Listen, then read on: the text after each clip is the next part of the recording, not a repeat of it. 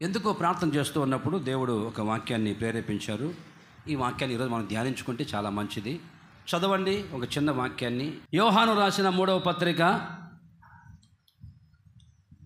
2వ వచనం చదివితే ఆలకిద్దాం. ప్రియుడా, నీ ఆత్మ వర్ధిల్లుచు ఉన్న ప్రకారము నీవు అన్ని విషయములలోనూ వర్ధిల్లుచు సౌఖ్యముగా ఉండవలనని ప్రార్థిస్తూ ఉన్నాను. ఒక సేవకుడిగా ఆయన యొక్క భారం ఏంటంటే, ప్రియుడా, నీ ఆత్మ వర్ధిల్లుచు ఉన్న ప్రకారము నీవు అన్ని విషయాల్లో వర్ధిల్లాలని కోరుకుంటూ ప్రార్థన చేస్తున్నాను అంటాడు దైవ సేవకుడు యోహాను. ఇక్కడ రాయవలసిన మాట ఏంటంటే, వాస్తవంగా ఇదిగో ప్రియుడా, అన్ని విషయాల్లో మీరు వర్ధిల్లుతున్నారు, అదే సమయంలో ఆత్మలో కూడా వర్ధిల్లండి అని రాస్తే బాగుండేది. ఈ లోక సంబంధంగా మనం అన్ని విషయాల్లో వర్ధిల్లుతున్నాం, అన్నిట్లో వర్ధిల్లి ఆత్మలో దిగజారిపోతే ఫలితం ఏముంది? కనుక అన్ని విషయాల్లో వర్ధిల్లుతున్న మనము ఆత్మలో కూడా వర్ధిల్లాలి అని రాసింటే ఎంత బాగుండేది అనిపించింది. భూ సంబంధంగా చాలా విషయాల్లో మనము వర్ధిల్లుతూ ఉన్నాము. సాక్ష్యాలు చెబుతూనే ఉన్నారు. ఎంతోమంది సాక్ష్యాలు చెప్తారు మన దగ్గరకు వచ్చి వారం అన్నా, ఒకప్పుడు మాకు చిన్న పూరి గుడిసె అన్న, చిన్న పూరి గుడిసెలు ఉండేవాళ్ళం అన్న. ఇప్పుడు దేవుడు పెద్ద ఇల్లు ఇచ్చాడన్న, పెద్ద డాబా కట్టుకున్నామన్నా. ఒకప్పుడు సైకిల్లో తిరిగామన్నా, సైకిల్లో వెళ్ళేవాళ్ళం ఎక్కడికి వెళ్ళాలన్నా ఇబ్బందులు పడుతూ. ఈరోజు దేవుడు మాకు బైకులు ఇచ్చాడు, కార్లు ఇచ్చాడన్నా. ఒకప్పుడు ఉద్యోగం లేక ఇబ్బంది పడుతూ పూట గడవక ఉండేవాళ్ళం అన్న. ఈరోజు దేవుడు మంచి ఉద్యోగం ఇచ్చాడన్నా. మా కుటుంబంలో మా పిల్లలందరూ సెటిల్ అయిపోయారన్నా. మేము అన్ని విషయాల్లో దేవుడు మమ్మల్ని దీవించాడన్నా. భూ సంబంధంగా ఏ కొదవ లేకుండా అన్ని విషయాల్లో వర్ధిల్ల చేశాడు దేవుడు అనే సాక్ష్యాలు మనం రోజు వింటాం. అందరూ మీకు తెలుసు, భూ సంబంధంగా ఎంతగా మీరు వర్ధిల్లారో, ఎంతగా దీవించబడ్డారో మీకు తెలుసు. అదే సమయంలో ఇప్పుడు వర్ధిల్లాల్సింది ఎక్కడా? ఆత్మలో కూడా వర్ధిల్లితే ఎంత బాగుండు. ఇన్ని సంవత్సరాలైంది ప్రభువుని నమ్ముకొని, యేసయ్యని నమ్ముకొని మందిరానికి రావడం మొదలుపెట్టావు. మరి ఇన్ని సంవత్సరాల్లో నీవు ఆత్మలో వర్ధిల్లుతూ ఉన్నావా? ఆత్మలో దిగిపోతున్నావా? చల్లారిపోతున్నావా? నన్ను నేనే పరీక్షించుకోవాలి. పౌలు గారు అంటాడు, పౌలు గారు తన పత్రిక రాస్తూ, మీరు అంతకంతకు వర్ధిల్లండి అంటాడు. మీరు కృపలో విస్తరించండి అంటాడు.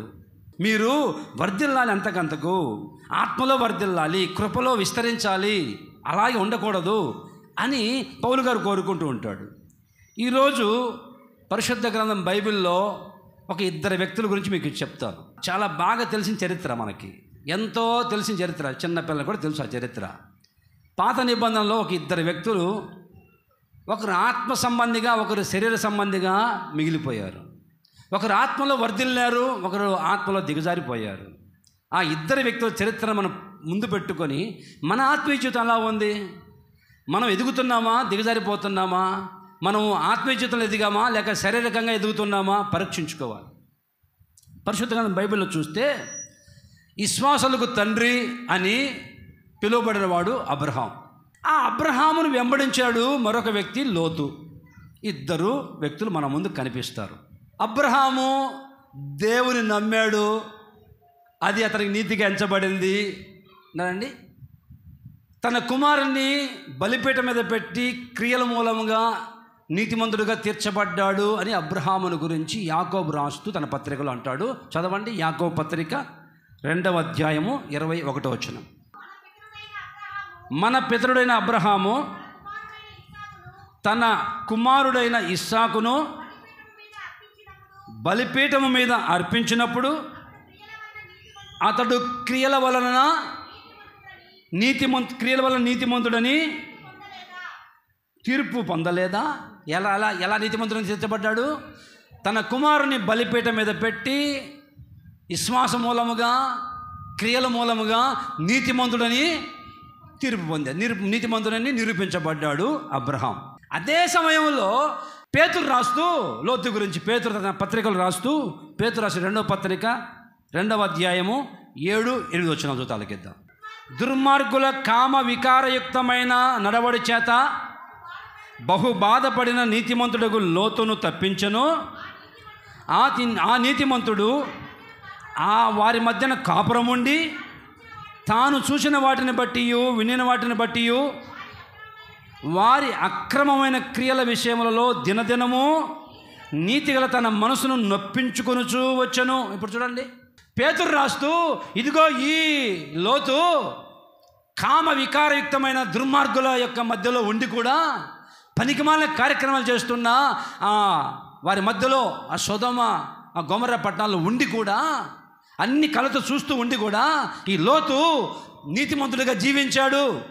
నీతిగల తన మనసును నొప్పించుకుంటూ బాధపడుతూ అయ్యో ఈ పనికిమాలిన వ్యక్తుల మధ్యలో ఉన్నానే అని నీతిగా జీవించాడని పేతురు రాశాడు. బాగా ఆలకిస్తున్నారా? ఈయన నీతిమంతుడే, అబ్రహాము, లోతు నీతిమంతుడే. నీతిమంతుల తర్వాత ఆత్మలో ఎదిగారా, దిగజారిపోయారా ఇద్దరు? 12వ అధ్యాయం, ఆదికాండం 12వ అధ్యాయం 1 నుంచి 4 వచనాలు చూస్తే అబ్రహాము దేవుడు పిలిచాడు. పిలిస్తే అబ్రహాము బయలుదేరుతూ సామాన్ సర్దుకొని అబ్రహాము తన భార్య శారయి అందరు తీసుకొని వస్తూ ఉంటే లోతు అన్నాడు, అయ్యా నేను వస్తానన్నా, మీతో పాటు నేను వస్తానన్నా అని ఈ లోతు కూడా బయలుదేరాడు. ఇద్దరు బయలుదేరి ప్రయాణమై వెళ్తున్నారు. ఇద్దరు ఒకటే ప్రయాణం. అబ్రహాం బలిపీఠం కట్టినప్పుడు లోతు అక్కడ ఉన్నాడు. ఇద్దరు కలిసి బలి చెల్లించారు. ఇద్దరు దేవుని ప్రార్థించారు. ఇద్దరు దేవుని ఆరాధించారు.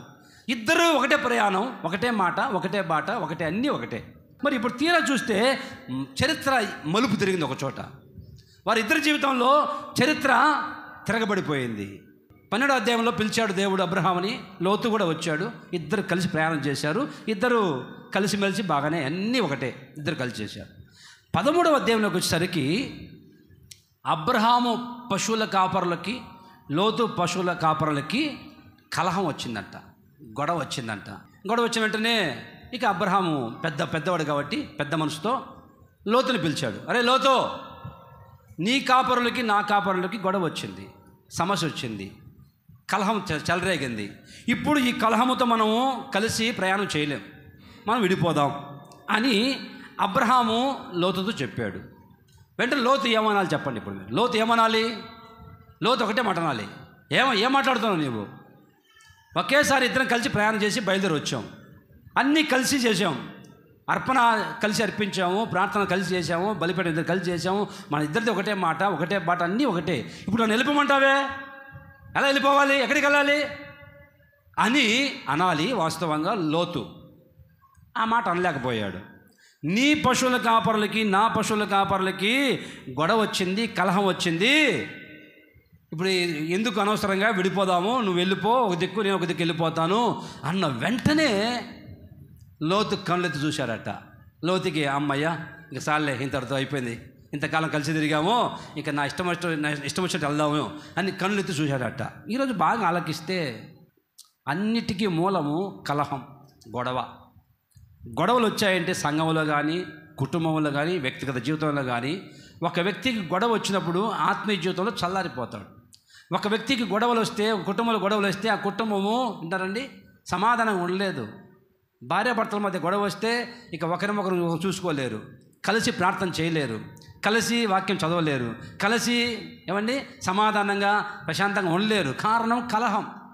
అందుకే సొలొమోను అంటాడు సామెతల గ్రంథంలో ఒక మాట రాస్తూ, సామెతలు 23 చదవండి. కలహమునకు దూరముగా ఉండుట.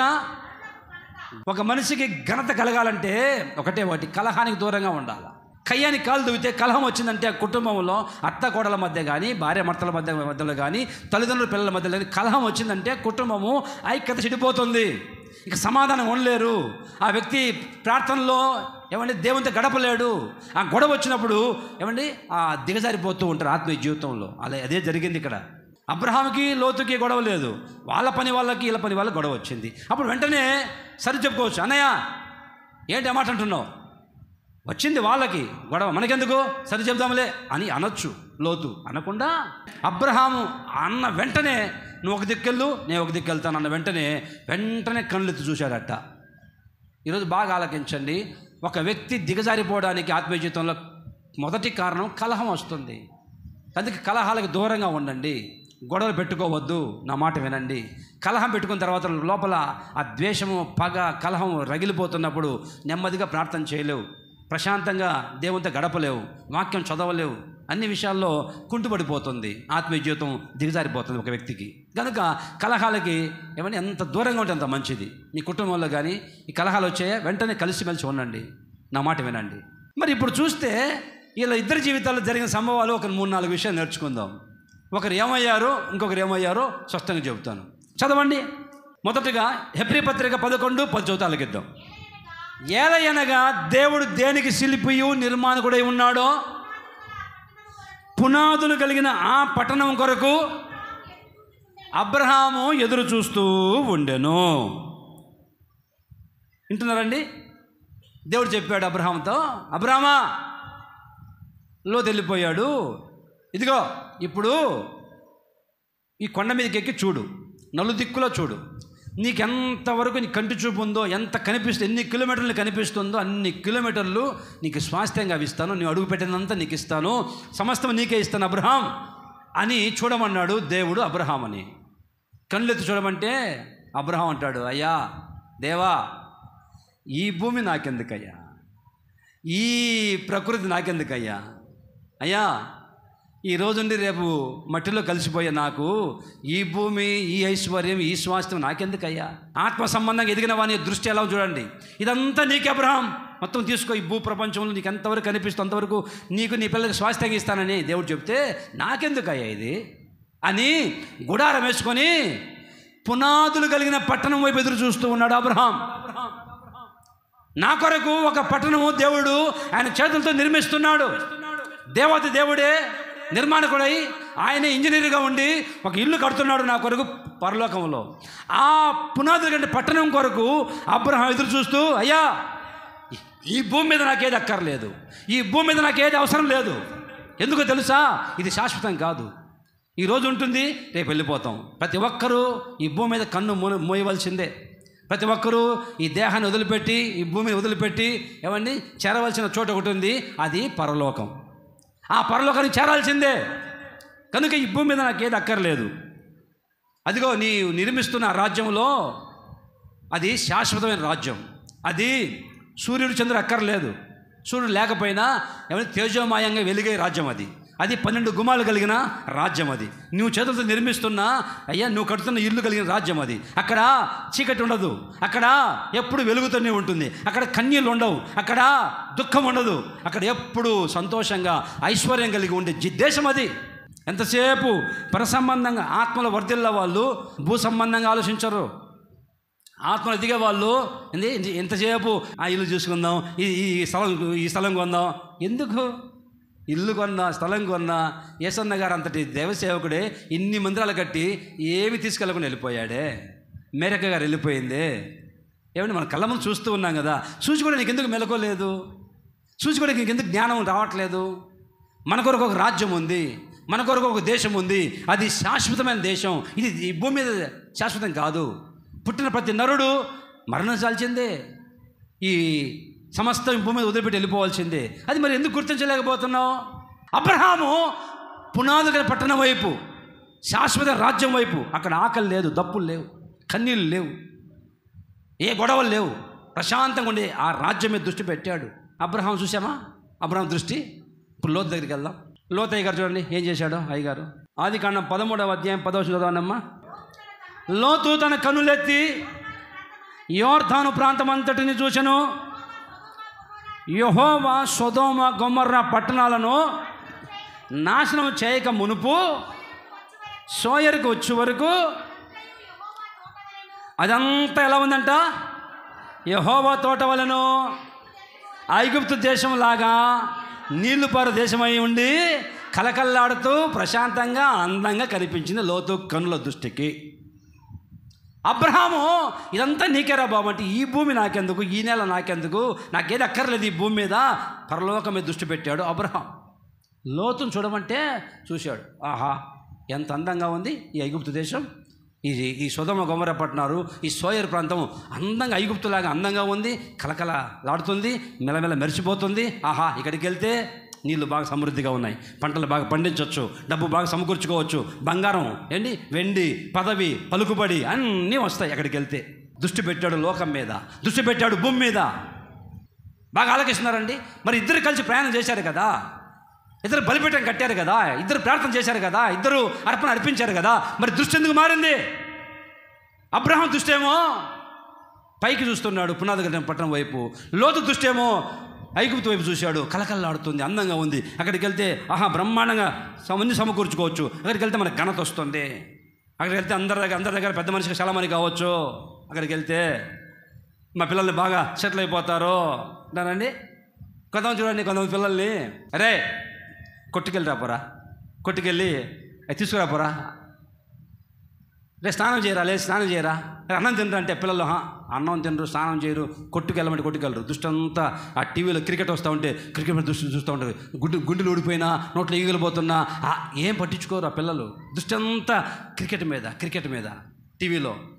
ఆత్మీయతలో ఎదిగిన వాళ్ళ దృష్టి వేరుగా ఉంటుంది. వాళ్ళంతసేపు ఏమండి దేవునితో గడపాలి, వాక్యం చదవాలి, ప్రార్థన చేసుకోవాలి అంటారండి, దేవునితో మేము ఐక్యంగా ఉండాలి. పరసంబంధం ఉండే వాళ్ళ దృష్టి, వాళ్ళ అనుభవాలు వేరుగా ఉంటాయి. కానీ ఆత్మీయతలు దిగజారిపోయిన లోతు చూడండి, బాగా దేవుని దృష్టి పెట్టాడు. ఎంతసేపు విన్నారండి, డబ్బు విషయంలో, పొలం విషయంలో, పిల్లల విషయంలో సంపాదించుకోవాలి, పలుకుబడి పెంచుకోవాలి, అక్కడికి వెళ్తే నాకు బాగా ఘనత వస్తుంది, వీటి మీద దృష్టి పెట్టాడు లోతు. ఆయన దృష్టి ఏమో పరసంబంధంగా ఉంటే, ఈయన దృష్టి ఏమో లోక సంబంధంగా ఉండి లోకం మీద దృష్టి పెట్టాడు. ఈరోజు ఈ చరిత్ర వింటున్నప్పుడే నీవు ఆత్మలో ఎదిగావా, ఆత్మ దిగజారిపోయావా? ఆత్మలో ఎదిగిన వాళ్ళ యొక్క దృష్టి ఎక్కడ ఉంటుందమ్మా? ఎక్కడుంది వింటారండి? ఎంతసేపు దేవుడు ఏం మాట్లాడుతుంది ఈరోజు నాతో, దేవుని స్వరం వినాలి. ఆత్మలో ఎదిగిన వాళ్ళు మందిరానికి వెళ్తే దేవుడు నాతో మాట్లాడతాడు, ఆయన వాక్యం ద్వారా నేను బలం పొందుకోవాలి, వాక్యం చదవాలి వింటారండి. ఒకవేళ దేవుడు నన్ను పిలిస్తే సిద్ధంగా ఉండాలి. ఇది ఆత్మ సంబంధం ఎదిగిన వాళ్ళ యొక్క దృష్టి దిశ పట్ల ఉంటుంది. ఆత్మ దిగజారిపోయిన వాళ్ళు ఈరోజు ఏం కూర వండుకుందాం, ఏం చేసావు టిఫిన్, మధ్యాహ్నానికి ఏం చేస్తావు, దమ్ బిర్యానీ వండావా, ఈ ఆదివారం దమ్ బిర్యానీ చేసావా, సాయంత్రం ఏం తిన్నాం, రేపేంటి, మనకు ఆ ఇల్లు అద్దెకి ఇచ్చాం కదా, మరి రెంట్ వచ్చిందా, డబ్బు, ఈ మైండ్, డబ్బు, బంగారం, పదవి, వ్యామోహం, వీటి మీద మనసు. ఇది ఆత్మీయంగా దిగజారిపోయిన వాళ్ళు. ఆయన దృష్టి ఏమో శాశ్వతమైన వాటి మీద పెట్టాడు అబ్రహాం దృష్టి. లోతు మాత్రం నశించిపోయే లోకం మీద దృష్టి పెట్టాడు, దిగజారిపోయాడు. మొదటిగా చూస్తే దృష్టిలో తేడా కనిపిస్తుంది, ఆత్మలో ఎదిగిన వాళ్ళకి, ఆత్మ దిగిపోయిన వాళ్ళకి. రెండవదిగా చూస్తే అబ్రహాముకి బాగా ఆలోచించి, రాత్రి వేళ అబ్రహాముకి ఒక సమాచారం వచ్చింది, ఒక కబురు వచ్చింది. అబ్రహామా, ఇదిగో మీ తమ్ముని కుమారుడైన ఆ లోతుని వాళ్ళందరినీ వేరే వాళ్ళు వచ్చి బంధించి తీసుకెళ్ళిపోతున్నారు. అయ్యా, మీ వాళ్ళందరినీ, మీ బంధువులందరినీ ఆ సొదొమ గొమొర్రా పట్టణాల్లో అందరినీ విడిచుకెళ్ళిపోతున్నారు అయ్యా, బంధించి ఏరే రాజులు వచ్చి అన్న వెంటనే అబ్రహాం చేశాడు, అవునా, సరే అరే కనుక్కొని రాపండ్రా ఏం జరిగిందో, ఇంతకీ ఇది నిజమా కాదా, అబద్ధమా, వాస్తవమా కాదా కనుక్కొని రండి.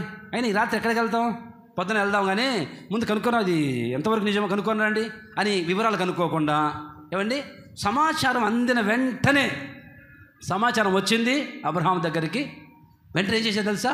చదవండి, ఆదికాండము 14వ అధ్యాయము 15వ వచనం చూడండి. ఏ వేళమ్మా? రాత్రి వేళ అతడును అతని దాసులను వారికి ఎదురుగా మొనలు తీర్చి వారిని కొట్టి దమస్కు వెనుక తట్టునున్న హోబా మటుకు తరిమి. ఆత్మలో చల్లారిపోయిన వాళ్ళు ఎలా ఉంటారు, ఆత్మలు దిగిన వాళ్ళు ఎలా ఉంటారు చెప్తున్నాను.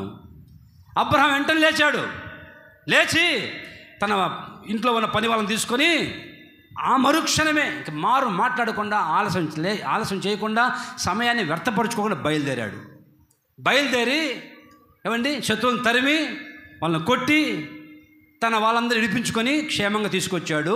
అబ్రహాము ఆత్మీయతలో ఎదిగినవాడు, ఆత్మలో వర్ధిల్లు చూడన్న ఈ అబ్రహాము ఆ రాత్రే ఆ మరుక్షణమే ఆలస్యం లేకుండా బయలుదేరి వెళ్ళాడండి. అంటే అబ్రహాం ఎవరంటే సమయాన్ని వ్యర్థపరుచుకునేవాడు కాదు, సమయాన్ని సద్వినియోగం చేసుకుంటాడు.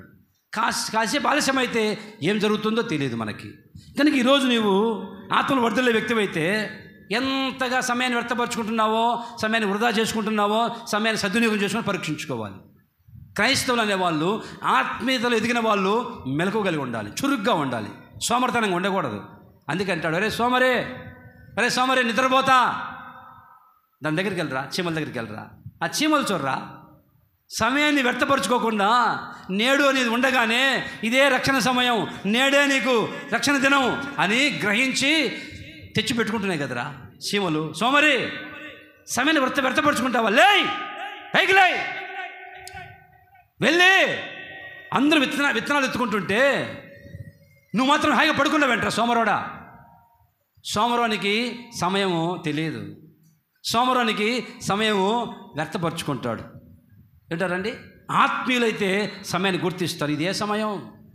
ఎలీషా అంటాడు గెహాజీతో, రే గెహాజీ, ఇదే సమయం రా, ఇది సంపాదించుకునే సమయమా, ఇది తోటలు, మామిడి తోటలు ఏమండి తోటలు నాటుకునే సమయమా, ఇదే సమయం.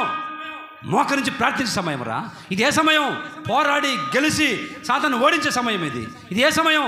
అనేకులు నశించిపోతుంటే వాళ్ళ కొరకు ప్రార్థించి వారిని ఆ బంధకాల నుంచి విడిపించే సమయం ఇది. ఈ సమయంలో సంపాదించుకుంటూ వెళ్తాడే అంటే బాగా ఆలకించండి. డబ్బు, బంగారము, ఇల్లు వద్దని కాదు, కానీ నీ సమయాన్ని దేనికి ఉపయోగించుకుంటున్నావు, నీ సమయాన్ని ఎలా ఖర్చు పెడుతున్నావు. ఇదిగో ఆ సమయంలోనే ఆ సమయం లేచి వెంటనే బయలుదేరి వెళ్ళిపోయాడు అబ్రహాం. ఆలస్యం చేయలా. మరి నీకు మెలకుగా ఉన్నావా, చురుగ్గా ఉన్నావా? ఏమండి, హెబ్రీలు బహు చురుకైన వాళ్ళంట. బైబిల్ హెబ్రీలు చురుకైన వాళ్ళు. మరి నీకు చురుకుదనం ఉందా? మందిరానికి వెళ్దామంటే చురుకుదనం ఉందా? మందిరానికి వెళ్దామంటే వెళ్దాంలే, కొంచెం వండు, ఇంట్లో వండు, ఒక తిని వెళ్దాం. ఎన్నోసార్లు సమయం పోగొట్టుకున్నావు. అబ్రహాము సమయం పోగొట్టుకునేవాడు కాదు. ఆ సమయం లేచాడు, ఇది అనుకూల సమయం అని లేచి ఇంటున్నారండి, వెంటనే వెళ్ళాడు, జయం పొందుకున్నాడు, తిరిగి వచ్చాడు. మరి నీకు ఎన్నిసార్లు ప్రభు చెప్తూనే ఉన్నాడు, మారు మనసు పొందు, బాప్తిసం పొందు, ఆత్మాభిషేకం పొందు, దేవుని రాకడకు సిద్ధంగా ఉండు. ఇవన్నీ చెప్తుంటే ఇవన్నీ పోగొట్టుకుని సమయం పోయిన తర్వాత ఆ తర్వాత ఎంత కేకలేసినా ఆయన రావడం వస్తాడు ఉన్నారండి. వచ్చిన తర్వాత సిద్ధపడిన వాళ్ళని తీసుకెళ్ళిపోతాడు. ఆ తర్వాత ఆ దీపం ఆరిపోయిన బుద్ధి లేని కన్యకలాగా మిగిలిపోవాల్సి వస్తుంది. బుద్ధి లేని కన్యకలు దీపం ఆరిపేసుకొని చీకట్లో చిందులు అన్నట్టుగా సమయం పోగొట్టుకొని ఎంత కేకలేసినా తలుపు మోయబడింది. ఆ తర్వాత తలుపు తీసే వాళ్ళు ఎవరు లేరు. మరి సమయం పోగొట్టుకుంటున్నావా?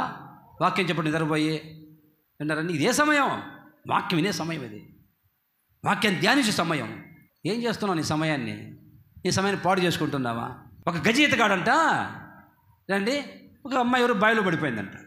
బావిలో పడిపోతే వచ్చి, అయ్యా బాబు, ఒక అమ్మాయి బావిలో పడిపోయింది, ఎవరు అమ్మాయి గిలగలు కొట్టుకుంటుంది రా అంటే, ఇప్పుడా ఈ టైంలోనా, నేను బిజీగా ఉన్నానే అని నిర్లక్ష్యంగా నిదానంగా ఇంటారండి అన్నీ సర్దుకొని, నిజమేనా, ఎవరంటే అమ్మాయి, ఏమోనయ్యా ఒక అమ్మాయి పడిపోయింది అయ్యా, గిలగలు కొట్టుకుందయ్యా, త్వరగా రా బాబు అని ఆ గజయితగాని పిలుస్తూ ఉంటే వాడు నిర్లక్ష్యం చేసి నిదానంగా నిబ్బరంగా అన్ని సర్దుకొని అక్కడికి వెళ్ళి విన్నారండి, అందరూ కేకలిస్తారు, అయ్యా మునిగిపోతుంది, ఎవరు కాపాడేవాళ్ళు లేరు, ఆ బావిలో పడిపోయింది, లోతుకి వెళ్ళిపోతుంది.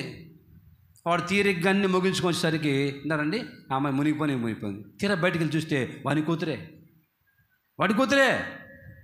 అర్థమవుతుందండి?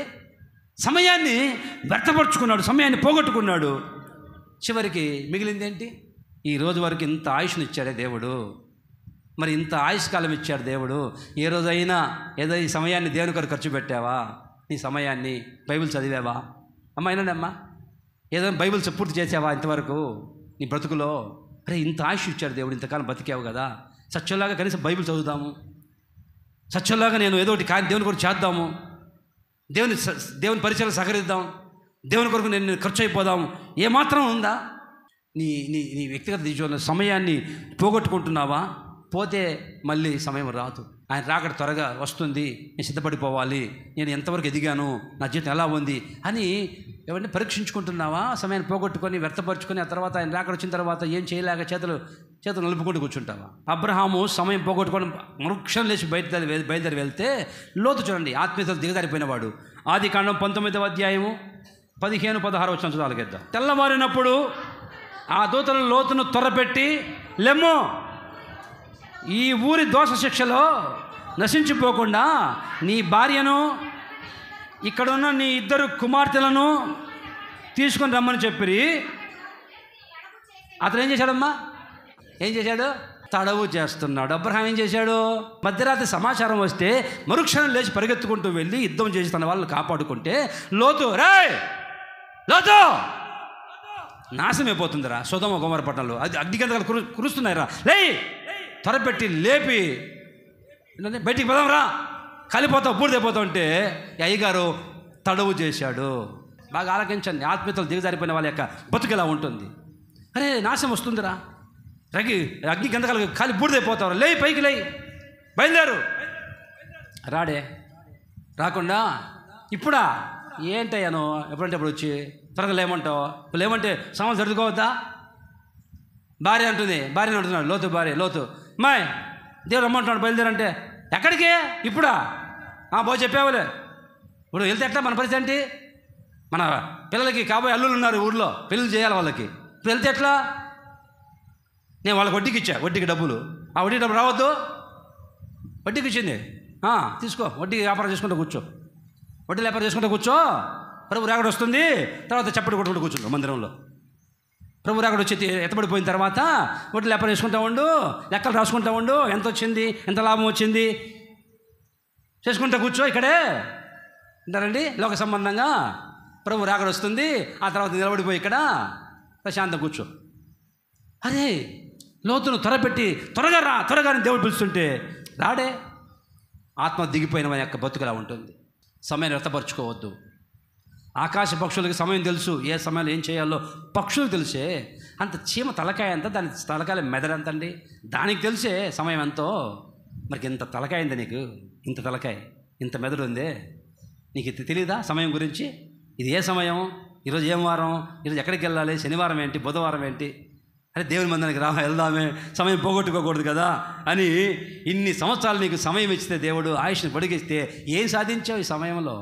ఈ సమయంలో ఏమి సమకూర్చుకున్నావు? లోకానుసారంగా కూర్చుకుంటున్నావా, లేక దేవుని వైపు చూసి సమయాన్ని ఏమైనా దేవుని కేటాయిస్తున్నావా? ఏం చేస్తున్నావు ఒకసారి పరీక్షించుకో.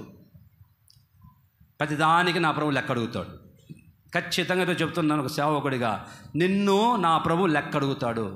సహోదరుడా, ఇంతకాలం ఆయుష్ ఇచ్చాను కదా, ఏం సాధించావు, ఏం చేశావు, భూమి మీద నిన్ను పుట్టించింది దేనికి, అసలు నేను ఎందుకు ఏర్పాటు చేసుకున్నాను, ఎందుకు నేను రక్తంతో కడిగి నా సొత్తుగా మార్చుకొని నా పిల్లలుగా అంగీకరించాను, మరి ఇప్పుడు ఏం చేసావు ఈ సమయం అంతా, ఇంతకాలం దేవుని నమ్మి దేనికోసం, ఉద్యోగం కోసం అని సమయం. ఆత్మ దిగజారిపోయినాడు వీడు. దిగజారిపోయినోడికి భక్తి మార్గంలో నడవడు, దేవుని కొరకు కేటాయించుకోడు. ఎంతసేపు తను, తన పిల్లలు, తన కుటుంబం. ఒరే అందుకే దేవుడిని ఏర్పాటు చేసుకుంది. ఒకరోజు ప్రభు లెక్క అడుగుతాడు. నీకు కుటుంబం ఇచ్చాడు, పిల్లల్ని ఇచ్చాడు, ఇల్లు ఇచ్చాడు, స్థలం ఇచ్చాడు, అన్నీ ఇచ్చి ఎంతసేపు వాటి మీద మమేకమై తిరగాలని కాదు దేవుడి కోరిక. ఏం చేస్తాడు ఇతను? నీ పిల్లల విషయం లెక్క అడుగుతాడు, ఈయన సమయం విషయం లెక్క అడుగుతాడు. ఇంత సమయం ఇచ్చాను, నీ సమయం ఏం చేసావు? ప్రార్థన చేసుకున్నావా, వాక్యం చదివావా, వేరే వాళ్ళకి సువార్త చెప్పావా, నీ సమయాన్ని దేనికి ఖర్చు పెట్టావు, నీ సమయాన్ని దేనికి కేటాయించుకున్నావు? నా ప్రభు ఒకరోజు లెక్క అడుగుతాడు. లెక్క అడిగి తీర్పు తీరుస్తాడు నా దేవుడు. కనుక ఆత్మీయతలు ఎదిగిన అబ్రహామేమో సమయాన్ని పోకమునిపే, సమయాన్ని పోగొట్టుకోకుండా వెంటనే బయలుదేరి వెళ్ళి తన వల్ల కాపాడుకుంటే, లోతు మాత్రం లేవాడు. లేరా లేరా, రే సోమరోడా ముద్దోడా లేరా, తడువు చేశాను ఆలస్యంగా. చివరికి దేవుడే ఇంకా వాళ్ళు రాకపోయేసరికి వాళ్ళు ఇచ్చేటప్పటికి ఈడ్చుకొని వెళ్ళాడంట దేవుడు. లోతు భార్యను వాళ్ళ పిల్లల్ని ఈడ్చుకొని వెళ్ళి, ఆగయ్యా దేవా, ఆగు ప్రభు, ఆగు ప్రభు. అరే ఇంకేంది రాగేది, వస్తుందిరా నాశనం. ఎంత దారుణం చూసావా? ఆత్మీయతలు ఎదిగిన వాడు ఎలా ఉన్నాడు, ఆత్మీయత దిగజారిపోయిన వాడు ఎలా ఉన్నాడు? ఎదిగిన వాడు సమయాన్ని గుర్తుపట్టాడు, ఎదగని వాడు శరీర సంబంధి సమయాన్ని పోగొట్టుకుంటున్నాడు, సమయాన్ని వ్యర్థపరుచుకుంటు, సమయాన్ని గుర్తించలేకపోయాడు. అందుకే అంటాడు, ఈ ఏ సమయం తెలుసా? ఇప్పుడు నువ్వు అన్నీ మూట కట్టుకోవాలి, ఈ రాత్రే ప్రాణం అడిగితే దేవుడు ఏం చేస్తావు? నా ప్రాణమా తినో, అరే ఈ రాత్రి చస్తే ఏమవుతావురా నీ బతుకు, నీ ఆత్మ ఎక్కడికి వెళ్తుందిరా? తీసుకో, లంచాలు తీసుకొని వాళ్ళ కొంపలు కొలగొట్టి సంపాదించుకోవాలని ఆశిస్తూ మేడ కట్టాలి, కూడగట్టుకోవాలంటున్నావే. నీ ఆత్మీయ జీవితంలో సమయాన్ని ఏం చేస్తున్నావు? ఆత్మీయులు అయితే తెల్లవారుజామున లేచి 4 గంటలకు మొత్తుకొని చెబుతున్నాం, 4-5 లేచి 1 గంట చెప్పు స్తోత్రం చెప్పండి. అప్పుడు నిద్రపోయే సమయమా? ఈ వేకుని ఎవరైతే లేస్తారో, వేకుని లేచి ఎవరైతే మొర పెడతారో, శుతిస్తారో వారి జీవితం దేవుడు అద్భుతాలు చేస్తాడే. అది వేకుని లేచి మొర పెట్టకుండా నువ్వు హాయిగా నిద్రపోయే సమయమా? ఆదివారం మందిరం రాకుండా ఉద్యోగానికి వెళ్తే అది దేవుని సమయం కాదా? దొంగలించడం లేదా నీవు? దేవుడు అంగీకరిస్తాడు నిన్ను. ఆ తర్వాత ఆపదలు వస్తాయి, పరిగెత్తుకుంటూ వచ్చి కేకలేస్తే ఏడ్చుకుంటావు. సమయాన్ని పోగొట్టుకోవద్దు, మళ్ళీ రాదు నీకు. అందుకే చెప్తున్నా కదా, నేను ప్రభు నమ్ముకున్నప్పటి నుంచి 24 సంవత్సరాలు, ఇప్పటికీ 24 సంవత్సరాల్లో ఒక్క ఆదివారం నేను మిస్ కాలేదు. ప్రతి ఆదివారం మందిరంలో గడుపుతూ వచ్చాను. మరి నీవు? అన్నయ్య ఫంక్షన్, అన్నయ్య మా అన్నయ్య కూతురుదే, మా బావ కూతురిదే, మా మా మరిది కూతురి ఫంక్షన్ అన్నయ్యా, అక్కడ వంట ఉండాలన్నయ్యా, పోయి వంట. మరి దరిద్రుడా, ఎంత దారుణంరా! ఆదివారం ఎంత విలువైంది, సమయం పోగొట్టుకొని పోయి దాంతో మునిగిపోతావా? నాకు ఆదివారం ఎన్నో వచ్చాయి మా ఊర్లో, మా ఇంటి దగ్గర ఎన్నో ఫంక్షన్లు, ఎంతమందికి పెళ్ళిళ్ళు అయిపోయాయో, ఎంతమంది చచ్చిపోయారు, ఎంతమంది దినాలు అయిపోయాయో, ఎన్నో అయిపోయినాయి. ఆదివారం తెలుసు, ఆదివారం రాడు, శనివారం రాడు. మరి నీవు ఒకసారి నీవు ఆత్మీయుడు అయితే, ఆత్మీయ జీవితంలో ఎదిగిన వ్యక్తి అయితే, ఆదివారం అంటే సమయం దేవుని సమయం, అది దేవునికి కేటాయించుకోవాల్సిన సమయంలో ఏరే పని చేసుకుంటావా? ఎదిగిన వ్యక్తి అయితే దిగజారిపోయావు. నీవు ఆత్మ సంబంధివి కాదు. ఆత్మ ఎదిగిన అబ్రహాము సమయం పోగొట్టుకోకుండా ఆ రాత్రే బయలుదేరి వెళ్ళిపోతే, ఆ లోతు దగ్గరికి వస్తే దిగజారిపోయిన వాడు తడువు చేస్తున్నాడు. రారా బయటకంటే రావట్లేదు, సమయాన్ని వ్యర్థపరుచుకున్నాడు. 3వ మాట చూద్దామా? చదవండి. ఆదికాండము 18వ అధ్యాయము 5వ వచనం ఆలకిద్దాం. కొంచెము ఆహారం తెచ్చదను, మీ ప్రాణాలని బలపరుచుకోండి, తర్వాత మీరు వెళ్ళొచ్చు. ఇందు నిమిత్తము కదా మీరు మీ దాసుని యొద్దకు వచ్చితిరి అని అనెను అబ్రహాము. అబ్రహాం అంటున్న మాట చూడండి, ఆత్మీయ జీవితం ఎదిగిన వాడు ఏమంటారు తెలుసా? దేవా, నా ఇంటికి వచ్చారయ్యా, ఇదిగో కొంచెం ఆహారం పెడతాను, నీళ్ళు ఇస్తాను, తినండి. ఇందు నిమిత్తమే కదా మీరు వచ్చారు అని ఆత్మ సంబంధి అబ్రహాం గుర్తుపట్టాడు. దేవుడు ఎందుకు వచ్చాడు తన ఇంటికి? ఆత్మ సంబంధి అబ్రహాం గుర్తుపట్టాడు. ఆత్మీయతలు ఎదిగిన వ్యక్తి అయితే నీవు గుర్తించగలగాల. దేవుని మనసులో ఏముందో గుర్తించగలిగిన వాడు ఆత్మ సంబంధి. అర్థమవుతుందండి?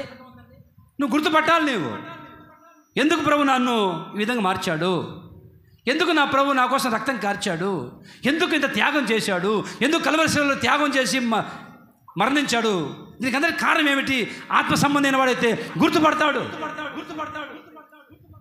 అర్థమవుతుందండి? దావీదు మందసం వస్తూ ఉంది. మందసం వస్తూ ఉంటే దావీదు కిరీటం పక్కన పెట్టి ఏమండి తన రాజవస్త్రాలు తీసి పడేసి మందసాన్ని తీసుకొస్తున్నారు. తుంబుర చితార వాయించుకుంటూ, కంజర్లు కొట్టుకుంటూ, ఈ యాజకులు ఆ మందసాన్ని భుజాల మీద మోసుకుంటూ వీధిలో వస్తూ ఉంటే రాజు చూసి అయ్యో అని చెప్పేసి కిరీటం పక్కన పెట్టాడు, రాజవస్త్రాలు తీసివేశాడు అన్నారండి. ఇక బయలుదేరి దేవాది దేవుడు మందసంలో వస్తూ ఉంటే, యాజకులు మోస్తూ ఉంటే, ఒక రాజు రాజ్యాన్ని పరిపాలించి ఒక కింగ్ ఆయన దిగి వచ్చి నడివీధిలోకి వచ్చి అంటారండి, ప్రతి ఉదయమునా నీ కృపలో నేను ఉల్లసింతునే, నీ శేఖము నిండెనే ప్రాణాత్మ శరీరమును, నీ కృపలోనే ఉల్లసింతునే, నీ శేఖము నిండెనే నా ప్రాణాత్మ శరీరమును, నా విమోచన గానము నీవే, నా రక్షణ శృంగము నీవే, నా విమోచన గానము నీవే, నా రక్షణ శృంగము నీవే. పాడనా మౌనముగానే స్తుతి కీర్తన, చూడనా ఊరకనే నిలిచి నీ పరాక్రమ కార్యములు, యేసయ్యా నీతో సహజీవనము, నా ఆశలు తీర్చి తృప్తిపరచనే, యేసయ్యా నీతో సహజీవనము, నా ఆశలు తీర్చి తృప్తిపరచనే. పాడనా మౌనముగానే స్తుతి కీర్తన, ప్రతి ఉదయమునా నీ కృపలోనే ఉల్లసింతునే, నీ రక్తాభిషేకము కడిగనే నా ప్రాణాత్మ శరీరమును, నా విమోచన గానము నీవే, నా రక్షణ శృంగము నీవే, నా విమోచన గానము నీవే, నా రక్షణ శృంగము మానస వీణము నీవే, నా ఆరాధనలకి నీవే. దావీదు దిగి వచ్చి నడివీధిలోకి వచ్చి రాజవస్త్రాలు తీసి పడేసి నాట్యమాడుతూ ఉల్లాసంతో గంతులు వేస్తూ ఉంటే కిటికీలోంచి భార్య చూసింది. అరే, ఒక రాజు సింహాసనం మీద కూర్చొని రాజ్యాన్ని పరిపాలించి ఖడ్గం పట్టుకొని శాసించే ఈ రాజు ఇప్పుడు దిగిపోవడం ఏంటి? చిచి, నడివీధిలో ఒక బజారు మనిషిలాగా, ఒక బజారు సాధారణ వ్యక్తిలాగా వెళ్ళి డ్యాన్స్ చేస్తున్నాడు సిగ్గు లేకుండా. బుద్ధి ఉందా కొంచెం మనిషికి అని తన భార్య మీకాలు కిటికీలను చూసి హీనంగా మాట్లాడుతుంటే ఇంటికి వచ్చాడు దావీదు. నాట్యమాడి ఇంటికి వస్తే నీకేమైనా బుద్ధి ఉందా కొంచెమన్నా? నువ్వు రాజువు కదా, నడివీధిలోకి వెళ్ళి నాట్యం ఆడతావా? నీకు జ్ఞానం ఉందా? నువ్వెవరివి? రాజువి, పరిపాలించే వాడివి, ఘనంగా ఉండాల్సిన వాడివి, దిగజారిపోయి నడివీధి డాన్స్ చేస్తావా? ఆగో, హే మీకాలు, ఏం మాట్లాడుతున్నావు? గొర్రెల దొడ్లో ఉన్న నన్ను, గొర్రెలు మేపుకుంటూ విలువలేని బతుకుతాను నన్ను తీసుకొచ్చి సింహాసనం కూర్చోబెట్టింది ఎందుకో తెలుసా? ఇందు నిమిత్తమే. దేవుని స్తోత్రం కలుగును గాక. ఎందుకోసం తెలుసా? ఇందు నిమిత్తమే. ఈరోజు నేను దేవుని కనపరచాలి, దేవుని స్తుతించాలి, దేవుని ఆరాధించాలి, మనసారా ప్రభువుని కీర్తించి కనపరచాలి. ఇందుకోసమే దేవుడు నన్ను ఎన్నుకున్నాడు, ఇందుకోసమే నన్ను తీసుకొచ్చాడు, ఇక్కడ నాటాడు. ఇప్పుడు నేను సింహాసనం మీద కూర్చొని దేవుని మందసం వస్తుంటే కూర్చొని ఘనంగా ఉండమంటావా? మహాగణుడు నా దేవుడు, గొప్ప దేవుడు, ఐశ్వర్యవంతుడు, రాజులకు రాజు, నన్ను రాజుగా చేశాడు. ఈ కిరీటం, ఈ సింహాసనం, ఈ రాజవస్త్రాలు ఆయన చలువు కదా, ఆయన ఇచ్చినవే కదా. మరి ఇప్పుడు నేను కూర్చొని ఊగమంటావా? ఇందు నిమిత్తమే నన్ను ఎన్నుకున్నాడు దేవుడు అని గుర్తుపట్టి వెళ్ళి నడివీధిలోకి వెళ్ళి నాట్యమాడాడు, గంతులు వేశాడు, గుర్తించాడు దావీదు. యెషయి, ఎవరు వెళ్తారు నా నిమిత్తం అంటే దేవుని దర్శనం చూసిన తర్వాత యెషయా ప్రవక్త అంటాడు, అయ్యా నేను వెళ్తానయ్యా, నువ్వు ఎందుకోసం నన్ను ఎన్నుకున్నావో నాకు తెలుసు, ఇందు నిమిత్తమే కదా, నేను వెళ్తాను, నీ తరపున నేను వెళ్తాను అని గుర్తుపట్టాడు. బాగా ఆలకించు, ఎందుకోసం దేవుడు నిన్ను ఎన్నుకున్నాడు. లోకంలో ఎవరు లేరా గనులు? లోకంలో ఎవరు లేరా గొప్పవాళ్ళు నీకంటే? చదివిన వాళ్ళు, అంద చందాలతో ఊరేగిన వాళ్ళు ఎంతమంది లేరు లోకంలో? నిన్ను ఎందుకు ఎన్నుకున్నాడు? ఇందు నిమిత్తం. ఎందు నిమిత్తం? దేవుని మనసులో ఏముందో గ్రహించగలిగిన ఏమండి కృప నీకు ఉండాలా. పౌలుశీలలు అంటారు, పౌలుశీలలు ఏమండి ఆ జైల్లో చెరసాల్లో కొట్టి వాళ్ళని హింసించి బాధించి గాయాలు పాలైపోయి ఆ చెరసాల్లో వేస్తే విన్నారండి, ఆ చెరసాల గాయాలైపోయి రక్తం కారిపోయి మూలుగుతూ ఆ సమయంలో మధ్యరాత్రి ఒక పక్క గాయాలైపోయి మీకు కొంచెం జ్వరం వస్తే మూలుగుతూ పరిగెత్తుకుంటూ మంచాన పడిపోతాం. కొంచెం జ్వరం వచ్చిందంటే అన్నయ్యా ఇది మామూలు జ్వరం కాదంటన్నయ్యా, ఇది డెంగ్యూ జ్వరం అన్నయ్యా, ఇది టైఫాయిడ్ అన్నయ్యా, ఇది మలేరియా అన్నయ్య, ఇది చికెన్ గున్యా, ఇది మటన్ గున్యా అన్నయ్యా. కొంచెం జ్వరం వస్తేనే మూలుగుతూ పడుకుంటావే, రక్తసిక్తమైపోయి ఒళ్ళంతా గాయాల పాలైపోయి రక్తం కారుతూ ఉంటే మధ్యరాత్రి చెరసాల్లో సంఖ్యల మధ్య బంధించబడి ఉన్న ఆ పౌలుశీలలు వెంటనే ఆనందం యేసుతో ఆనందం జయ గంభీర ధ్వనితో పాడదము జయ రాజాతి రాజుతో సాగదము ఆనందం యేసుతో ఆనందం జయ గంభీర ధ్వనితో పాడదను జయ రాజుతో సాగదను ఆనందం యేసుతో ఆనందం నా ప్రాణమునకు సెదతిచ్చి తన నామము బట్టి నీతి మార్గమున నన్ను నడిపించెను నా ప్రాణమునకు సెదతిచ్చి తన నామము బట్టి నీతి మార్గమున నన్ను నడిపించెను భయమునకు నేను భయపడకుండును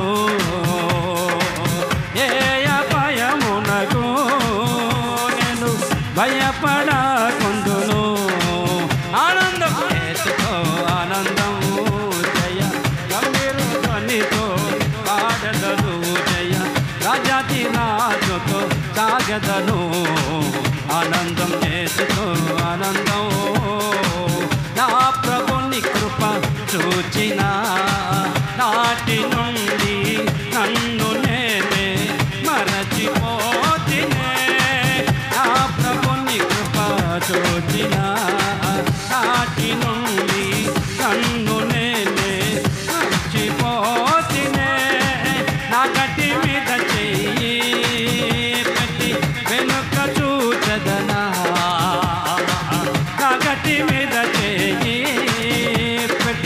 వెనుక చూచదనా ఆనందం చేసుకో ఆనందం జయ గంభీర ధ్వనితో ఆడదదు జయ రాజాతి రాజుతో.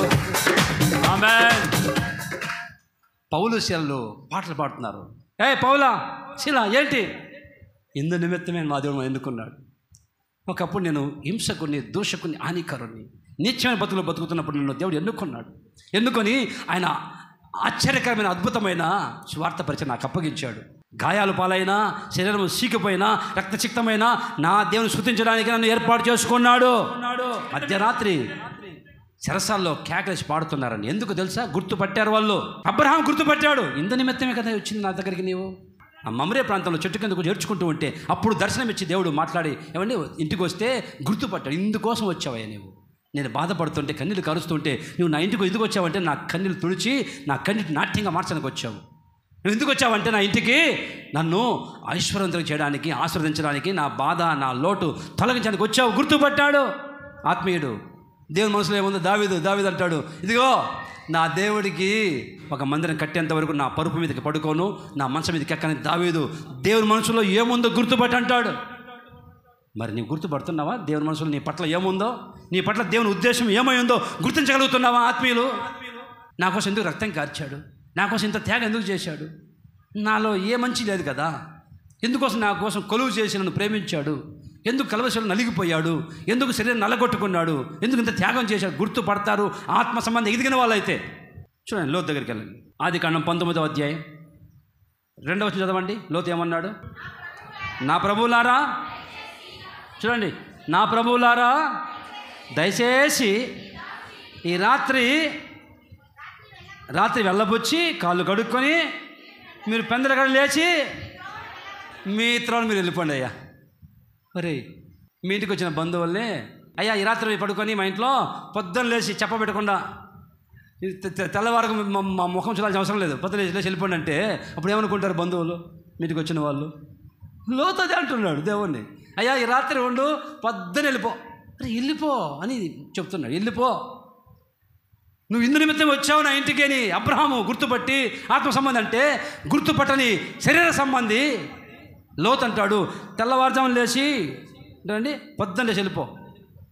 గుర్తుపట్టని పరిస్థితి. ఈరోజు నువ్వు ఆత్మ సంబంధి అయితే, ఆత్మ సంబంధం ఎదిగిన వ్యక్తి అయితే గుర్తుపట్టగలగాలి.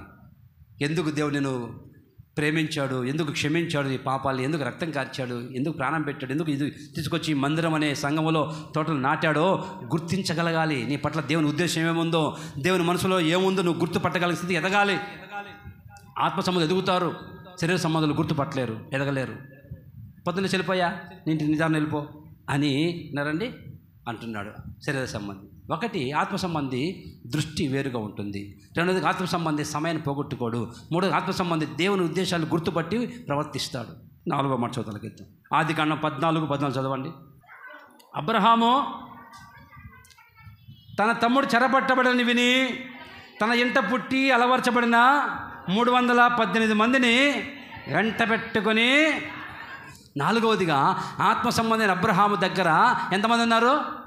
318 మంది అబ్రహాము దగ్గర ఉన్నారు. వాళ్ళు ఎవరు? అబ్రహాము ఆత్మలో వర్ధిల్లుతున్న వ్యక్తి. అతని దగ్గర ఉన్న వాళ్ళు ఎలా వంటి వాళ్ళంటే, రేయ్ బయలుదేరండి రా అన్నాడు. రాత్రే బయలుదేరమంటే మారు మాట్లాడకుండా 318 మంది బయలుదేరి ఆయుధాలు ధరించి అబ్రహాం ఏం చెబితే అది తూచ తప్పకుండా పాటించే వాళ్ళు అబ్రహాం దగ్గర ఉన్నవాళ్ళు. గీత గీస్తే దాటరు, ఆజ్ఞాపిస్తే ఆజ్ఞ పాటిస్తారు, శిరస వహిస్తారు, కత్తి పడతారు, యుద్ధం చేస్తారు, పరిగెత్తారు, ఏమండి విధేయత కలిగి ఉంటారు అబ్రహాం దగ్గర ఉన్న మనుషులు. అబ్రహాం ఏం చెబితే వాళ్ళు చేస్తారు. అబ్రహాం ప్రార్థన చేస్తే వాళ్ళు ప్రార్థన చేస్తారు. అబ్రహాం ఒక మాట చలవిస్తే ఆ మాట తూచ తప్పకుండా పాటిస్తారు అబ్రహాం దగ్గర ఉన్నవాళ్ళు. ఎందుకు? అబ్రహాం ఆత్మ సంబంధంగా ఉన్నవాని అతని దగ్గర ఉన్న వాళ్ళు, అతని చుట్టూ ఉన్న వాళ్ళు ఎవరంటే ఏమి చెబితే అది చేస్తారు, గీత గీస్తే దాటరు, ప్రార్థన చేద్దామంటే ప్రార్థన మోకరిస్తారు. దానియేలు దగ్గర ఉన్నారు కొంతమంది స్నేహితులు. దానియేలుకి రాజు దగ్గరికి వెళ్ళాడు. దానియేలు రాజు దగ్గరికి వెళ్ళి రాజా నీకు వచ్చిన దర్శనాన్ని నేను వివరించి చెప్తాను, సమయము అని చెప్పి వచ్చి తన స్నేహితులు చెప్పి, చేతులారా షడ్రక్ మేషక్ అబేద్నెగో, రాజుకు కల వచ్చింది. ఇప్పుడు దాని భావం చెప్పాలి. రాజు మర్చిపోయాడట, మీరందరూ మోకరించండి అని చెప్తే దానియేలు దగ్గర ఉన్న వాళ్ళు మోకరించి ప్రార్థించేవాళ్ళు. దేవుని స్తోత్రం కలుగును గాక. Praise the Lord. ఆత్మ సంబంధంగా ఎదిగిన వాళ్ళు నీ దగ్గర ఉన్న వాళ్ళు ఎలాంటి వాళ్ళు చూడండి. మధ్యరాత్రి లేమంటే లేచారు, బయలుదేరమంటే బయలుదేరారు, గీత గీస్తే దాటరు వాళ్ళు. ఏం చెప్తుంది ఎవరిని శిరస వహిస్తారు. ఈరోజు నీతో ఉన్న వాళ్ళు ఎవరమ్మా? నీ ఇంట్లో వాళ్ళు ఎవరు? నీ పిల్లలు ఎలాంటి వాళ్ళు? నీ భార్య ఎలాంటిది? నీ బంధువులు ఎలాంటి వాళ్ళు? నువ్వు ఆత్మ సంబంధం అయితే నీతో ఉండేవాళ్ళు ఎలా ఉన్నారు? నీతో ఉండేవాళ్ళు ఎలాంటి వ్యక్తులు? అబ్రహాం ఏం చెప్తే అది అందరూ వింటున్నారు అంతే, మారు మాట్లాడకుండా. మరి నీ ఇంట్లో వాళ్ళు వింటున్నారా మాట? నీ ఇంట్లో నీ పిల్లలు నీ మాట కట్టుబడి రే ఇలా చేయండి చేస్తున్నారా? చిన్న పిల్లలు కూడా నీ మాట లెక్క చేయకుండా పో మమ్మీ పోడాడే నీకు తెలియదు పో, నిన్ను అసలు లెక్కే చేయట్లా. అబ్రహాం దగ్గర ఉన్న మొత్తం 100 మంది ఉన్నారు. చిటికేస్తే గీతకేస్తే దాటరు, ఆజ్ఞాపిస్తే ఆజ్ఞ శిరస వహిస్తారు, ఆజ్ఞ మీరిపోరు. నీ పిల్లలు, నీ ఇంట్లో వాళ్ళు, నీ బంధువులు, నీతో తిరిగిన వాళ్ళు, నీ స్నేహితులు ఎలాంటి వాళ్ళు? ఎవరితో కలిసి తిరుగుతున్నావు నీవు? దుర్మార్గం చేసే వాళ్ళతోనా? లోతు దగ్గరికి రండి. లోతు దగ్గర ఉన్న వాళ్ళు ఎలాంటి వాళ్ళు? 19వ అధ్యాయం 6 చదువు. లోతు తలుపు తీసి అన్నలారా ఇంత పాతకము కట్టుకొనగడు ఉన్నారు. సెలవైతే 9వ వచనం, ఈ మనుషులు నా ఇంటి నీడకు వచ్చి ఉన్నారు కనుక మీరేం చేయకూడదని చెప్పినప్పుడు వారు నీ అవతలి పోరా, నీ అవతలి పొమ్మనిరి. మరియు వారు నువ్వెవడవో మాలోకి వచ్చి పరదేశిగా వచ్చి తిరుపతిగా మా మీద పెత్తనం చేస్తావంటరా కాగా చెప్పి లోతును ఆ మనుషులు దొమ్మిగా పడి తలుపు పగలగొట్టుటకు. అబ్రహాం దగ్గర మనుషులు ఉన్నారండి, లోతు దగ్గర మనుషులు ఉన్నారండి. అబ్రహాం దగ్గర ఉన్న వాళ్ళు మాట చెప్తే మాట పాటిస్తారండి, మాట వింటారండి. లోతు దగ్గర ఉన్న వాళ్ళు ఎలా తెలుసా అండి? ఆ గవి దగ్గర కూర్చుంటాడు, ఎకశకలు పడతా ఉంటాడు, మాట్లాడుతూ ఉంటాడు. వాళ్ళ బ్యాచ్, లోతు బ్యాచ్. ఇప్పుడు లోతు ఇంటికి దూతలు వస్తే ఇంట్లోకి ఇప్పుడు వాళ్ళ ఊరంతా వచ్చారు. లోతు తలుపు తీరా, తలుపు తీ. అయ్యా వద్దయ్యా నా వాటి ఎవరా నువ్వు? మాకు నువ్వు తిరుపతిగా మాకు నువ్వు పెత్తనం చేస్తావు మా మీద. ఏ ఊరు నుంచి వచ్చావు నువ్వు? అసలు నీది ఏ ఊరు? ఎక్కడ పుట్టావు? ఎక్కడ పెరిగావు? ఇక్కడికి వచ్చి మా ఊర్లో వచ్చి మమ్మల్ని అడ్డుకుంటావా? తలుపులు బద్దలు కొట్టేవాళ్ళు ఉన్నారు లోతు దగ్గర. లోతు దగ్గర ఉన్న వాళ్ళు ఎలాంటి వాళ్ళు తెలుసండి? వాడు దిగజారిపోయిన వాడు లోతు. ఆత్మ సంబంధం అది కాదు, శరీర సంబంధి. లోతు చుట్టూ ఉన్న వాళ్ళు ఎవరంటే గుండెలు బద్దలు చేసేవాళ్ళు, వాళ్ళ క్రియల ద్వారా, వాళ్ళ మాటల ద్వారా అండి. మరి ఈరోజు నీతో తిరిగే వాళ్ళు ఎలాంటి వాళ్ళమ్మా? ఎలాంటి వాళ్ళతో తిరుగుతున్నావు నీవు? నీ చుట్టూ వాళ్ళు ఎలాంటి వాళ్ళు? క్విక్ చేసేవాళ్ళ కూర్చొని ఎంత మాట్లాడుకొని ఏం చేద్దాం, కుట్ర చేసి ఎలా కుట్ర చేద్దాం, ఎలా గుంట తవ్వుదాం, ఎలా దుర్బుద్ధి కలిగిన వాళ్ళ. గుర్తుపట్టండి మీరు. వెంటనే మీరు సాహసం చేసేవాళ్ళు ఎలాంటి వాళ్ళు? ఏం మాట్లాడుతున్నారు? సంఘం గురించి వ్యతిరేక మాట్లాడుతున్నారా? నువ్వు తెలిసి సంఘం గురించి వ్యతిరేక మాట్లాడడం, సేవ గురించి వ్యతిరేక మాట్లాడుకోవడం. అటువంటి వాళ్ళతో కలుస్తావా? ఆ దుర్మార్గులతో, ఆ దుష్టులతో సంగతం చేస్తావా నీవు? శరీర సంబంధం అయితే చెయ్యి, నువ్వు నాశమైపోదు. ఆత్మ సంబంధులు అయితే ఎలాంటి వాళ్ళతో చేయాలి? ప్రార్థించే వాళ్ళతో సాహసం చేస్తారు. ఆత్మ సంబంధులు అయితే దేవుని ప్రజలతో చేస్తారు. లోతు దగ్గర ఉన్న వాళ్ళు కుట్రలు చేసేవాళ్ళు, గుండెలు బద్దలు చేసేవాళ్ళు, అవన్నీ వాళ్ళ మాటల చేత నల్లగొట్టేవాళ్ళు, తలుపులు బద్దలు కొట్టేవాళ్ళు. లోతులు లెక్క చేయట్లా. కానీ అబ్రహాం దగ్గర ఉన్న వాళ్ళు చిట్టుకేస్తే గీత గీస్తే ఏమంటే మధ్యరాత్రి లేచి అబ్రహాంతో పాటు పరిగెత్తుకొని వెళ్ళి యుద్ధం చేసి పోరాడి గెలిచేవాళ్ళు అబ్రహాంతో ఉన్నారు. కానీ లోతుతో ఉన్న వాళ్ళంతా చూడండి, బాగా ఆలకించండి. లోతుతో ఉన్న వాళ్ళు ఎంత దారుణంగా ప్రవర్తిస్తున్నారు. నువ్వెవరా మాకు చెప్పడానికి? పక్కపాలివా. లోతు మాట లెక్క చేయకుండా తలుపులు బద్దలు కొట్టి వాళ్ళు తీసుకెళ్ళి పాడు చేద్దామని ఇంత దారుణం తెగించిన వాళ్ళు లోతు దగ్గర ఉన్నవాళ్ళు జనం. మరి నీ దగ్గర ఎలాంటి వాళ్ళు ఉన్నారమ్మా? నీ ఇంట్లో వాళ్ళు నీ మాట వింటున్నారా? నీ పిల్లలు, నీ చుట్టూ ఉన్న వాళ్ళు నీ మాట వింటున్నారా? లేక పోవాయా. కొందరు చూడండి, ఇంట్లో పిల్లలు లెక్క చేయరు. నువ్వేంటి నాకు చెప్పేది? నీ బతుకు చూసుకో, తండ్రిని తల్లిని. అలా ఉంది నీ బతుకు. నువ్వు ఆత్మీయుడు అయితే, నువ్వు ఆత్మీయంగా ఎదిగిన బతికైతే నేను గౌరవించేవాళ్ళు నీ పిల్లలు. నువ్వు ఆత్మీయతలు దిగజారిపోయావు. ఆ లోతు బతుకు నీ బతుకు మారిపోయింది కనుక నీ పిల్లలు లెక్క చేయట్లే ఈరోజు నిన్ను. నీతో గొడవలకు కారణం నువ్వు శరీర సంబంధివి. ఆత్మ సంబంధం ఎదిగిన వాడు అయితే గుర్తుపడతారు, చుట్టూ ఉన్న వాళ్ళు గౌరవిస్తారు. నీ పిల్లలు కానీ నీ మాట వింటారు. నువ్వు ఆత్మ సంబంధం ఎదిగిన వ్యక్తివి కాదు. నీలో భక్తి లేదు, ప్రార్థన లేదు. ఆత్మ సంబంధి అబ్రహాము దగ్గర మాటకి లోబడే వాళ్ళు ఉన్నారు, ఇక్కడ మాట వినే వాళ్ళు లేరు. కారణం ఇది శరీర సంబంధి, ఆత్మ సంబంధి కాదు. ఆదికాండము 18:16 చదువుతా అలాగిద్దాం. అప్పుడు ఆ మనుషులు అక్కడి నుండి లేచి సొదొమ తట్టు చూసిరి. అబ్రహాము వారిని సాగనంపుటకు, అబ్రహాము ఇంటికి దేవదూతలు వచ్చారు, తండ్రి కుమార పరిషత్ ముగ్గురు వచ్చారు.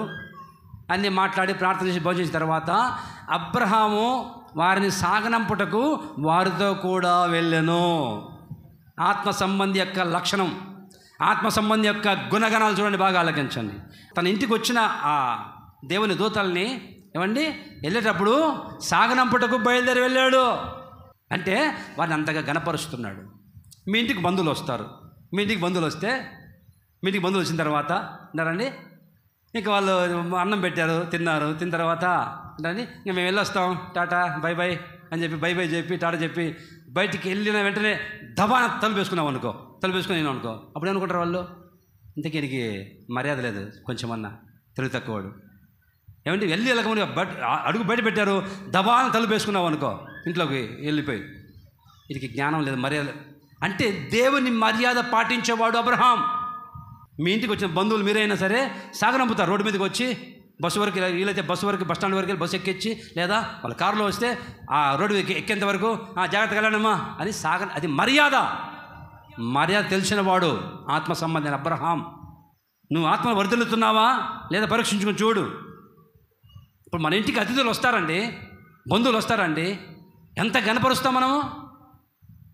మేము ఎగ్జాంపుల్ కొన్ని ఇళ్ళకి వెళ్తాం, వెళ్ళినప్పుడు వాళ్ళు అన్నయ్యో ఇదిగో ఈ ప్లేటు మీకోసమే కొన్నామన్నయ్య, సేవకులకు మాత్రమే, పాస్టర్లకే కొన్నామన్నయ్య, ఇది మేము భోంచేయము ఈ ప్లేట్లలో, పాస్టర్ల కోసం కొన్నాము ఈ ప్లేట్లు అని, కొత్త ప్లేట్లలో ఏమని ఎవరు వాడని ప్లేట్లలో అన్నం పెట్టి, ఆ గ్లాసులు నీళ్ళు ఇచ్చి, ఆ కుర్చీల్లో కొత్త టవల్ కొని, కొత్త టవల్ వేసి మన ఇంటికి వస్తే సేవకులు కానీ అతిథులు కొత్తల్లో ఏమంటే వాళ్ళని గణపరుస్తాం, గౌరవిస్తాం. ఇంతగా గణపరుస్తున్నామే, మరి దేవుని మర్యాద నీకు తెలుసా? దేవుని మందిరంలోకి వచ్చి నీవు దేవుని మర్యాద నీకు తెలుసా? ఎన్నిసార్లు ఎకశక్కలు పడలేక మందిరంలో నీవు ఇక్కడికి వచ్చి నువ్వు జోకులు మాట్లాడము, ఎకశక్కలు పాడము, ఏమండి నవ్వులాటలు, చొల్లు కబురు మాట్లాడము, డబుల్ మీనింగ్గా మాట్లాడము, ఒకరి మీద ఒక జోకులు వేసుకోవడం. దేవుని మందిరంలో దేవుని కనపరచకుండా, దేవుని మర్యాద తెలియకుండా ప్రవర్తిస్తావా?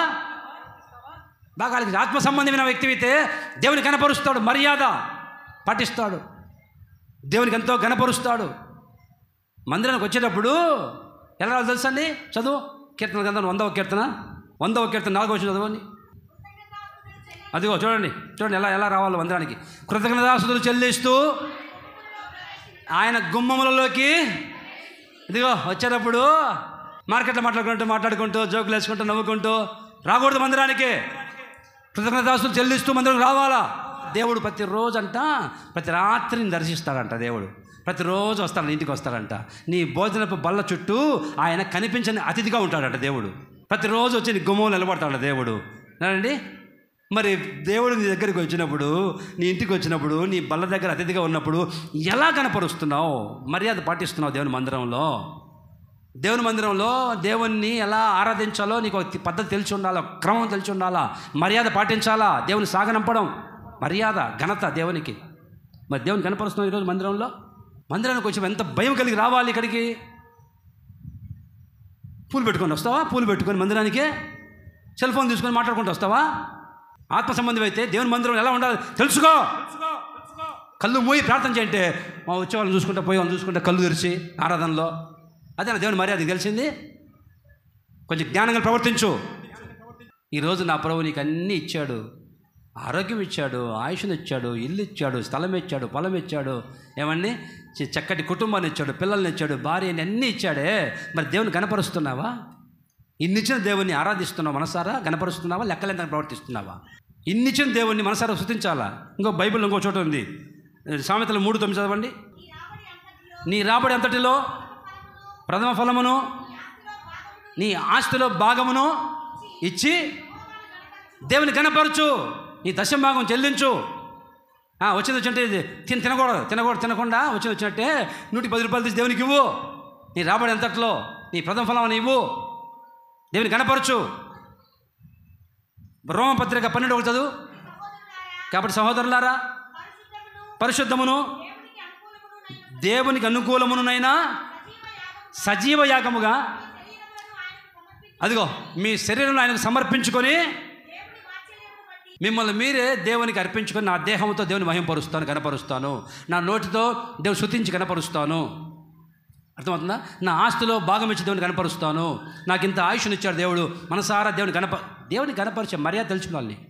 అబ్రహాము సాగనంపాడంట దేవుని దూతలని. ఆ లోతు చూడండి, 19వ అధ్యాయము ఆదికాండం 16వ వచనం. అతడు తడువు చేసెను, అప్పుడు అతని మీద కనికరపడటం వలన ఆ మనుషులు అతని చేతిని అతని భార్య చేతిని అతని ఇద్దరు కుమార్తెల చేతులను పట్టుకొని వెలుపలికి తీసుకొని వచ్చి చాలు ఇక్కడ దేవుడిని అబ్రహాము సాగనంపుతూ ఉంటే లోతు కుటుంబం అని దేవుడు వచ్చారే బయటికి రారంటే, లేకపోతే చేతులు పట్టుకొని లోతు కుటుంబం దేవుడు సాగనంపుతున్నాడు. ఎంత దరిద్రం చూడండి.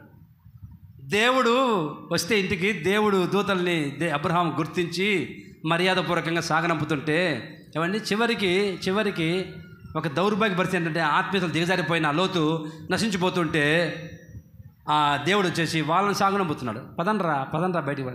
దేవుని సాగనంపడం కాదు, లోతుని దేవుడు సాగనంపుతున్నాడు. పోండ్రా నాయన త్వరగా వెళ్ళిపోండ్రా. అర్థమవుతుందా? ఆత్మల వర్ధిల్ల వాళ్ళ యొక్క దృష్టి వేరుగా ఉంటుంది. వాళ్ళ సమయాన్ని పోగొట్టుకోరు.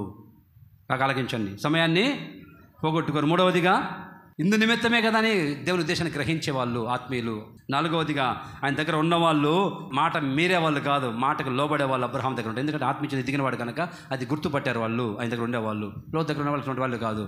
చివరిగా వింటారండి, అబ్రహాం ఏమో సాగనంపి దేవుని గణపరిచి మర్యాద తెలిసి గణపరుస్తూ ఉంటే లోతు మాత్రం ఏ మర్యాద తెలియదు. చివరికి దేవుడు దిగి వచ్చి లోతుని ఈడ్చుకెళ్ళిపోయే పరిస్థితి వచ్చింది. అంతటి దిగజారిపోయే ఆత్మీయ జీవితంలో.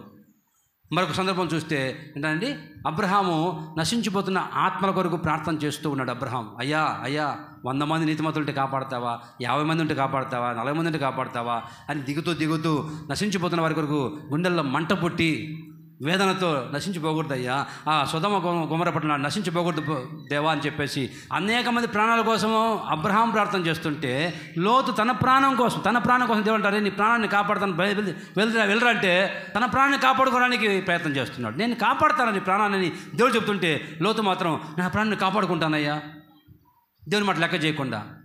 అబ్రహాము అనేక మంది ప్రాణాల కోసం ప్రార్థన చేస్తుంటే తన ప్రాణాన్ని కాపాడుకోవడానికి ఎన్నో తాపత్రయపడుతుంది. దేవుడు చెప్తున్నాడు కాపాడుతానన్నా వినకుండా వెళ్తున్నాడు.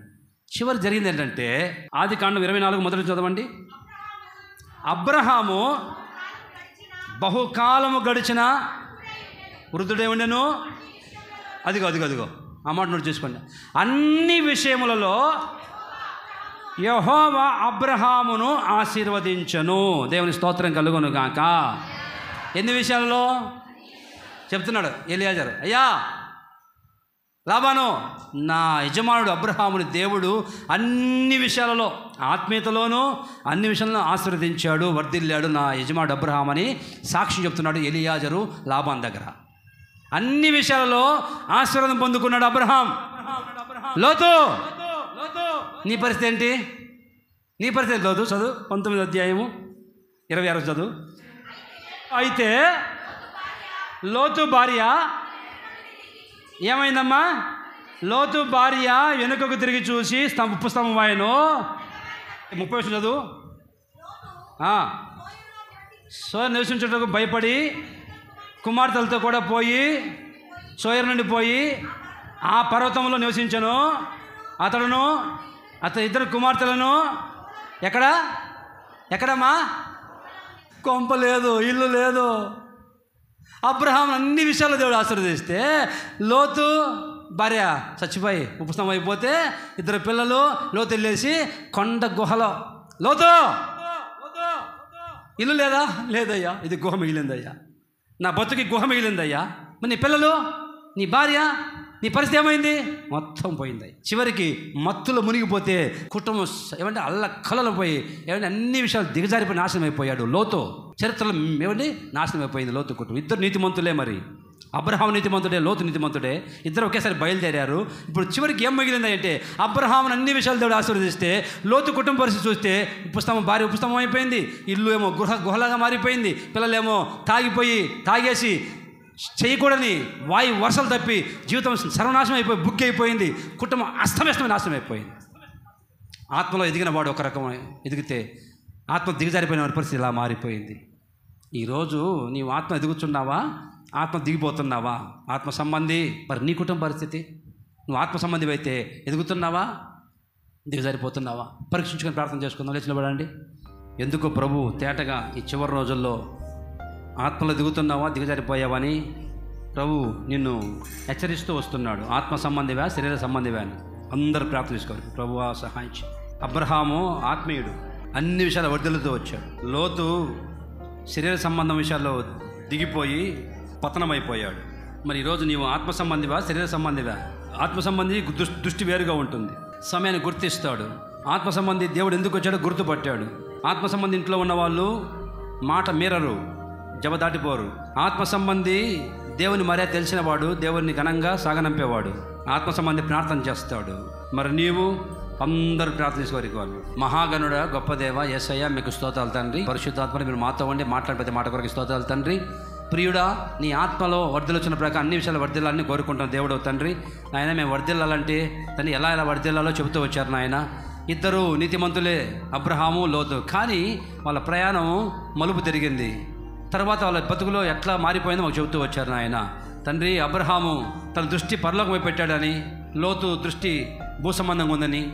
అబ్రహాం ఏమో సమయాన్ని గుర్తుపట్టి ఆ రాత్రే బయలుదేరి వెళ్ళాడని, లోతు మాత్రం తడువు చేస్తున్నాడని.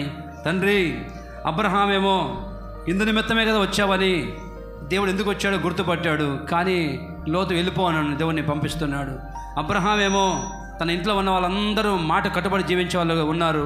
లోతు ఇంట్లో ఉన్న వాళ్ళందరూ లోతు పాడు చేసేవాళ్ళు, లోతు నాశనం చేసేవాళ్ళు ఉన్నారు.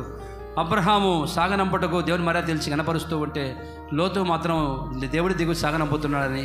తండ్రి, అబ్రహాము నశించిపోతున్న వరకు ప్రార్థన చేస్తుంటే లోతు తన ప్రాణాన్ని కాపాడుకోవడానికి దేవుని మాట లెక్క చేయకుండా ప్రవర్తిస్తున్నాడని మీరు బహుతేటగా వివరిస్తూ వచ్చారు నాయన. ఈరోజు ఈ వాక్యం విన్న బిడ్డలందరినీ మీరు కనికరించి కృప చూపండి. ఆత్మలో వర్ధిల్లుదురుగాక, ప్రతి ఒక్కరు ఆత్మలో వర్ధిల్లుదురుగాక, ఆత్మలో వర్ధిల్లి విజయం పొందుదురుగాక, శరీర సంబంధమైన కార్యాలు లేకుండా తొలగిపోవనుగాక. అబ్రహాములాగా నన్ను మమ్మల్ని అందరినీ ఆత్మలో వర్ధిల్లేటట్టుగా దీవించి ఒక్కొక్క కుటుంబాన్ని ఫలింపజేసి చివరి రోజుల్లో తండ్రి ఏమాత్రం నిర్లక్ష్యం చేయకుండా నాయన మమ్మల్ని ఎందుకు ఎన్నుకున్నావో, ఎందుకు మా కోసం రక్తం కార్చావో, ప్రాణం పెట్టావో గ్రహించి ఆత్మలో ఎదిగేటట్లుగా ఆత్మలో ఎదిగిన వ్యక్తుల్లాగా మారి నాయన విధంగా నీ కొరకు జీవించే భాగ్యాన్ని కలుగు చేసి సహాయం చేయండి. ఒక్కొక్క కుటుంబాన్ని దీవించండి నాయన. ఏ ఒక్కరు వ్యర్థమైపోకుండా మీరు కాపాడండి నా తండ్రి. లోతులాగా మారిపోకుండా అబ్రహాములే అన్ని విషయాల ఆశలను పొందుకునేటట్లుగా దీవించండి నాయన. లోతు కుటుంబం నాశనం అయిపోయింది నా తండ్రి. అలా మిగిలిపోకుండా నీ బిడ్డలందరినీ దీవించి ఆత్మ సంబంధాలుగా మార్చి కనపరిచి వద్దల్లో చేయమని యేసు నామములో అడుగుచున్నాము తండ్రి. ఆమేన్. మన తండ్రి అయిన దేవుని ప్రేమ, కుమారుడైన కృప, పరిశుద్ధాత్మ దేవుని సన్నిధి సహవాసం ఇప్పుడు సదాకాలం ఆత్మలో వర్ధిల్లాలని కోరుకున్న ప్రతి ఒక్కరికి నా దేవుని కృప సదాకాలం తోడుగా నడిపించి వర్ధిల్ల చేయను గాక. ఆమేన్. హల్లెలూయా.